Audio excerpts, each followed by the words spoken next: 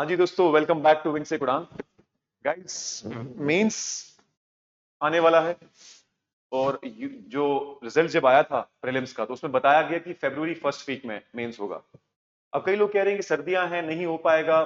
तो ऐसा जरूरी नहीं कि है कि नहीं हो पाएगा, क्योंकि मेंस में लिखने वाले लोग सिर्फ 4,000 हैं, 4,500 समथिंग। और 4,500 लोगों के लिए स्पेशल अरेंजमेंट किए जा सकते हैं, बर्फबारी हो चाहे कुछ हो। मुझे याद है कि 2016 का मेंस भी हमने, मुझे लगता है, फरवरी में ही लिखा था। और फरवरी में श्रीनगर में ही मैंने भी खुद लिखा था, जहां पर ज्यादा सर्दी थी, तो उनने सेंटर के अंदर ही बुखारी बुखारी का अरेंजमेंट कर दिया था। तो पॉसिबल है कि फरवरी में ही होगा। In fact according to the rule set by JKPSC, उनको 15 दिन के अंदर कंडक्ट करना है यूपीएससी के, तो एक रूल भी है।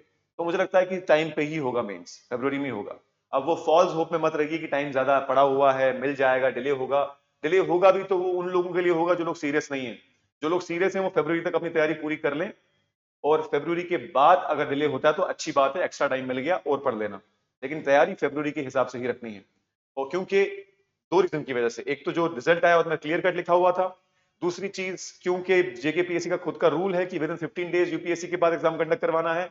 और जनवरी 17 को शायद प्रोबेबली यूपीएससी का मेंस खत्म होगा, तो उसके 15 दिन बाद हम एक्सपेक्ट कर सकते हैं कि फर्स्ट वीक ऑफ फरवरी में एग्जाम हो जाएगा। तो कुल मिला के आपके पास 3 महीने से भी कम है। और उन 3 महीनों में आपको सिलेबस इतना ज्यादा पढ़ना है, जो तकरीबन तकरीबन 3 डिफरेंट ग्रेजुएशन एग्जाम से सिलेबस के बराबर है।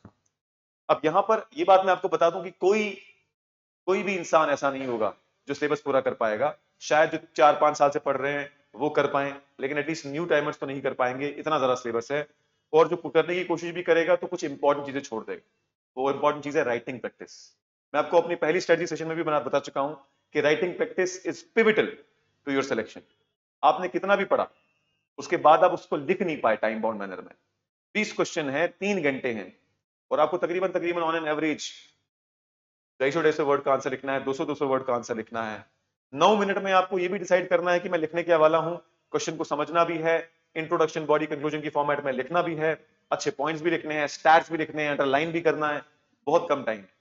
तो दोस्तों, मैं एक नुस्खा आपके लिए लेकर आया हूं, जो जो इसको एक्सेप्ट कर लेगा, मुझे उम्मीद है उसको काफी फायदा होगा। नुस्खा ये है कि सिलेबस कंप्लीट करने के बाद टेस्ट सीरीज मत लिखो, टेस्ट सीरीज के थ्रू सिलेबस को कंप्लीट करो। Test series is pivotal. चाहे किसी की भी ज्वाइन करें आप, चाहे नेशनल लेवल की करें चाहे स्टेट लेवल की करें, आपकी मर्जी। मैं आपको ये बताना चाहता हूं कि टेस्ट सीरीज के थ्रू अपना सिलेबस कंप्लीट करो। मिसाल के तौर पे, अभी के दिन आप कोई भी एक इंस्टीट्यूट की टेस्ट सीरीज उठाओ, उसका शेड्यूल उठाओ। सबसे पहले देखो कि उसमें एवेल्युएशन अच्छी मिलेगी कि नहीं मिलेगी। एवेल्युएशन का मतलब यह है कि जब आप आंसर लिखेंगे, तो आंसर लिखने के बाद उस पर अच्छे खासे कमेंट्स होने चाहिए कि हाँ भाई, यहां इस क्वेश्चन में आप इंट्रोडक्शन थोड़ा और अच्छा कर सकते थे, बॉडी में आपने ये फॉर्मेट नहीं लिखा, फ्लो चार्ट डायग्राम का इस्तेमाल नहीं किया, कंक्लूजन आपका स्ट्रांग नहीं था, दमदार नहीं था। ये सब चीजें बड़ी इंपॉर्टेंट है। तो इवेल्युएशन हो, साथ में मॉडल आंसर जरूर हो। क्यों मॉडल आंसर जरूरी है? क्योंकि तभी इंश्योर होगा कि आप टेस्ट सीरीज के थ्रू अपने सिलेबस को कंप्लीट कर पाओगे। मिसाल के तौर पे, ये हमारा पहला टेस्ट है जिसमें हमने जीएस पेपर 1 को, या हालांकि हर जीएस पेपर को 3 हिस्सों में डिवाइड किया हुआ है। तो पहला हिस्सा जो हमारे पेपर का है वो है हिस्ट्री का, जिसमें art and culture, world history, modern history और इंडिया आफ्टर इंडिपेंडेंस है। अब पहला पेपर है हमारा, इस पे 20 क्वेश्चन आएंगे। अब आपने सिलेबस की तैयारी शुरू की। लेट्स से आपने मॉडर्न इंडियन हिस्ट्री पढ़ ली, ये सबने पढ़ी होती प्रीलिम्स के लिए, तो उसको ज्यादा मसला नहीं है। तो मॉडर्न हिस्ट्री तो आप आराम से कर लोगे 1 हफ्ते के अंदर। और जो बोल रहे हैं कि नहीं कर पाएंगे, तो करना पड़ेगा भैया, 1 हफ्ता ही है आपके पास। अगर आपको पूरा सिलेबस करना है तो आपको अपने पूरे सिलेबस को, जीएस के सिलेबस को हमने 12 हिस्सों में डिवाइड किया है, ताकि हर हफ्ते में आप एक टेस्ट लिख के उस हिस्से को खत्म कर पाए, क्योंकि उतना ही टाइम भी है।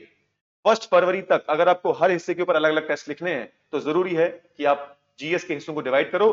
कुछ इंस्टीट्यूट 2 हिस्सों में डिवाइड करते हैं, हमने 3 हिस्सों में डिवाइड किया, ताकि सिलेबस और भी कम हो जाए एक टेस्ट का। तो दोस्तों, फॉर एग्जाम्पल आपने हिस्ट्री कर लिया, मॉडर्न, और साथ में थोड़ा बहुत आर्ट एंड कल्चर भी कर लिया, और साथ में थोड़ी बहुत पोस्ट इंडिपेंडेंस कर लिया, पर आप वर्ल्ड हिस्ट्री नहीं कर पाए, लेट्स से वर्ल्ड हिस्ट्री छूट गई।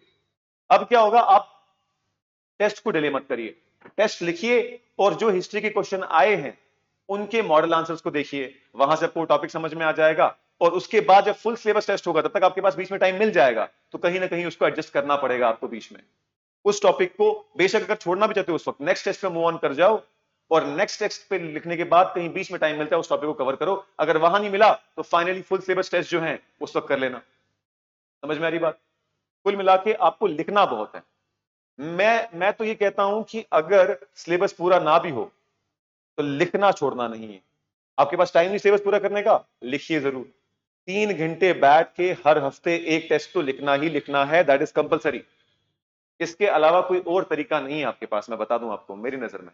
अब हर किसी का अपना गाइडेंस का सिस्टम होता है, तो किसी के लिए कोई सूट करता है, किसी के लिए कोई और सूट करता है। लेकिन इन जनरल जो मैंने जितने भी सिलेक्टेड कैंडिडेट से बात की है, हमारे चैनल पे जितने भी लोग आए हैं टॉपर स्टॉक में, चाहे वो उमर उरफान हो, चाहे वो दिव्या हो, दीक्षा हो, चाहे वो डॉक्टर असरार किचलू हो, अगर वो वीडियोस आप देखोगे तो उसमें भी उन्होंने भी बताया कि मेंस में राइटिंग बड़ी इंपॉर्टेंट है।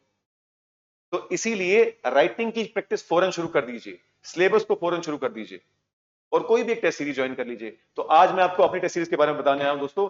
हमने जो टेस्ट सीरीज लॉन्च की है उसमें है टोटल 16 टेस्ट। 16 में से आपके 12 जो है वो सेक्शनल है। इन 12 में से हर जीएस पेपर को 3 हिस्सों में डिवाइड किया है। यानी जीएस 1 के आपके 3 पेपर होंगे, first half, second, first third, 1/3, second third, third. यानी हर जीएस को 3 हिस्सों में डिवाइड किया है। जीएस 1 को 3 हिस्सों में, जीएस 2 को 3 हिस्सों में, जीएस 3 को 3 हिस्सों में और जीएस 4 को 3 हिस्सों में। यानी पहले जो 12 टेस्ट आपके होंगे वो सेक्शनल होंगे।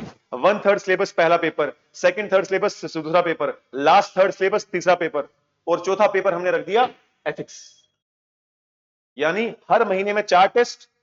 पहले 3 टेस्ट एक जीएस के रिलेटेड, जीएस 1 फॉर एग्जांपल अगर मैं बात करूं नवंबर टू दिसंबर की, तो एक महीने में 3 टेस्ट जीएस 1 के होंगे, एक टेस्ट जीएस 4 का होगा लास्ट पे, क्योंकि जीएस 4 भी बड़ा इंपॉर्टेंट है। मैं आपको बता चुका हूं पिछले स्ट्रेटजी सेशन वीडियो में। जिसने वो सेशन वीडियो नहीं देखी है, यहां पर लिंक दिख जाएगा, उस लिंक पे क्लिक करिए। उस स्ट्रेटजी सेशन से आपको काफी चीजें क्लियर होंगी। तो एथिक्स एसए बड़ा इंपॉर्टेंट है, इसको बड़ा नेग्लेक्ट किया जाता है, इसीलिए हर महीने के एंड पे एक एथिक्स पेपर रखा है। इसको लास्ट तक वेट नहीं किया हमने। तो हर महीने में आपके 4 पेपर होंगे, 3 होंगे जीएस के, जीएस 1 या जीएस 2, जीएस 3 और लास्ट फोर्थ पेपर होगा जीएस 4 का। आइए मैं दिखाता हूं वो कैसे। तो दोस्तों देखिए, टेस्ट नंबर 1 ये जीएस 1 का 1/3 सिलेबस, टेस्ट नंबर 2 ये जीएस 2 का सेकंड सिलेबस, सोसाइटी पार्ट, ये हिस्ट्री पार्ट है, सोसाइटी पार्ट है, और टेस्ट नंबर 3 ये ज्योग्राफी पार्ट आ गया। तो जीएस 1 को 3 हिस्सों में डिवाइड किया।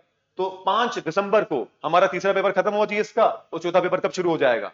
चौथा पेपर शुरू हो जाएगा 12 दिसंबर को, जिसमें आपका GS paper 4 ethics, integrity and aptitude का पेपर होगा। सिमिलरली आगे बढ़ेंगे तो सबसे पहले जीएस पेपर 2 का पहला पेपर, फर्स्ट थर्ड सिलेबस, यानी पहला जो तिहाई हिस्सा है उसका टेस्ट, फिर दूसरे तिहाई का, फिर तीसरे तिहाई का, और टेस्ट नंबर 8 जो है फिर से एथिक्स का। तो इस तरीके से टेस्ट सीरीज ऑर्गेनाइज की गई है जिस तरीके से आपका टाइम बाउंड मैनर में सिलेबस खत्म हो। और अगर सिलेबस खत्म नहीं भी हो, राइटिंग प्रैक्टिस लगातार चल रही है, मॉडल आंसर डिटेल्ड मिल रहे हैं कि आप इस क्वेश्चन में इंट्रोडक्शन में क्या क्या लिख सकते हैं, बॉडी में क्या क्या लिख सकते हैं, कंक्लूजन में क्या क्या लिख सकते हैं। जिन लोगों को इसका मॉडल हमारा चाहिए कि किस तरीके से हमारा मॉडल आंसर आने वाला है, डिस्क्रिप्शन में मैं लिंक डलवा दूंगा, उस पर क्लिक करना, डाउनलोड करना, खुद देख लेना कैसा टेस्ट होने वाला है। तो दोस्तों टोटल हमारे 16 टेस्ट हैं, और लास्ट जो 4 टेस्ट हैं वो बिल्कुल वैसे ही होंगे जैसे पीएससी में होने वाले हैं।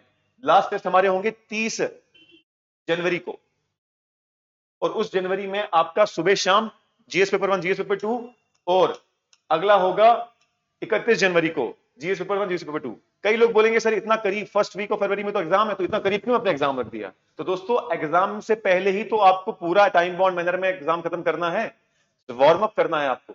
यकीन मानिए कि 10 बजे आप एंटर करेंगे हॉल में, एक कब बच जाएगा पता भी नहीं चलेगा, हाथ थक जाएंगे, बाजू थक जाएगी, पर खत्म नहीं होगा पेपर। इसीलिए लिखना बहुत है। दैट इज वाई एग्जाम से जस्ट एक हफ्ते पहले हमने पूरा उसी फॉर्म में पेपर रखा जिस फॉर्म में आप पेपर लिखने वाले हो, ताकि एग्जाम से एक हफ्ते पहले आपको आदत हो गई हो उतना टाइम लिखने की। तो दोस्तों ये test series, model answer, evaluation, mentorship और 1-to-1 इंटरेक्शन, हमारी फैकल्टी आपसे इंटरेक्ट करेगी।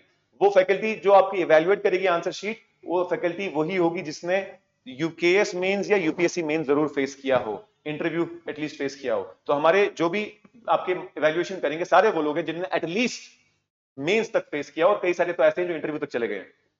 तो ये लोग वो हैं जिनको राइटिंग का काफी नॉलेज है, जो आपको हेल्प कर सकते हैं। हम ये भी कोशिश करेंगे कि कुछ आंसर राइटिंग सेशन जो है वो हम ऑनलाइन कंडक्ट करवाएं, जिससे आपको और भी फायदा होगा। दोस्तों डाउनलोड करिए विंग सेक उड़ान ऐप और इस टेस्ट सीरीज से फायदा उठाइए। I am hopeful that this test series will really help you to increase your marks in mains. Thank you so much guys.